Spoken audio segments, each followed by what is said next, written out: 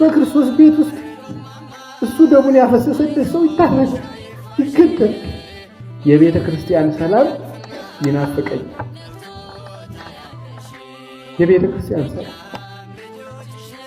የክርስቶስ ደም ብቻ የሚሰበክበት ገንዘብ ጓዙን ጠቅሎ ወጥቶ ሰው ከክርስቶስ ጋር የሚኖርበት ቀን ይናፍቀኛል።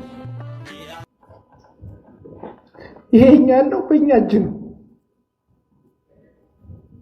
ቤተ ክርስቲያን መከራ ውስጥ ናት። በገንዘብ ሰው ይታረዳል፣ በገንዘብ ካህን ይሸጣል። እንዴት ነው የምናደርገው?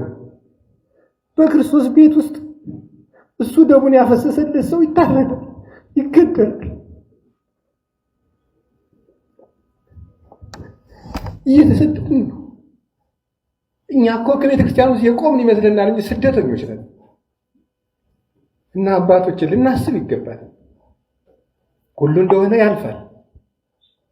የበላም እንዳልበላ ይሆናል፣ የለበሰም እንዳልለበሰ ይሆናል። ነገ ክርስቶስ ሁሉንም እንደስጦ ያሰጠዋል።